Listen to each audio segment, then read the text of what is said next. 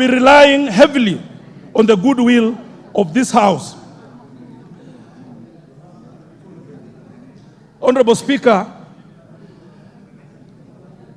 I leave it to the House. It is a moral question. It is not a political question. I can look straight in the eyes of these members. And I would want to tell you this is not about party lines. It's not about being whipped. It is about standing with the Mwananchi. It is about standing with the Cherotich. It is about standing with the Nekesa. Honorable Speaker, it is about standing with Wamboi. It is about standing with the smallest of farmers who do not even afford money, but the only mistake they do is to trust government, that they trust a government agency. They trust National Cereals and Produce Board. They trust the President of the Republic of Kenya. They trust that government cannot give them a raw deal. Honorable Speaker, they go and purchase fertilizer from National Cereals and Produce Board, a national agency, a government agency. It turns out that they've purchased sand, they've purchased rocks. It is a moral question, Honorable Speaker.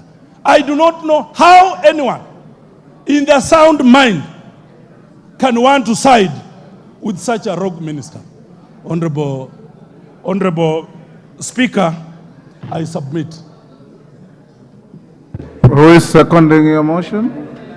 You say, I beg to move, not to submit. Honorable Speaker, I beg to move.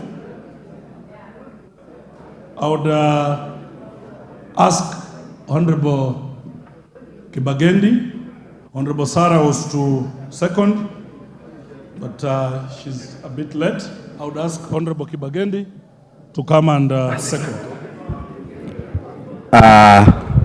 Honorable Speaker, as the Honorable Member from Bumula has said, I second this motion, and indeed, this is not just a political,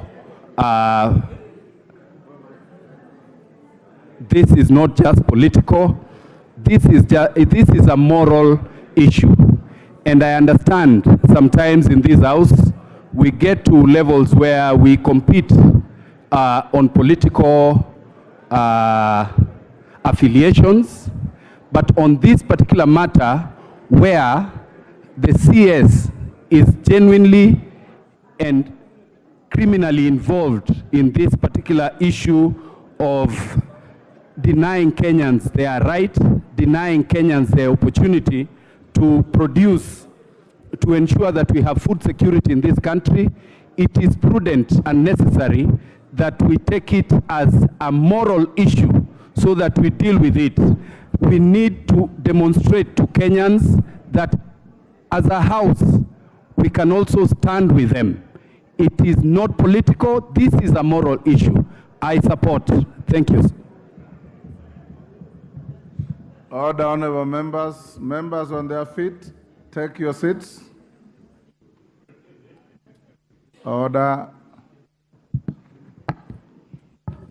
Honorable members, I now propose the question, which is that pursuant to the provision of Article 152(6) of the Constitution and Standing Order 64(1)A and 66, this House resolves that the President dismisses the Honorable Franklin Mithika Linturi from the office of Cabinet Secretary for the Ministry of Agriculture and Livestock Development on the following grounds. So 1, gross violation of the Constitution, violation of Articles 2 and 10(1)(c) of the Constitution.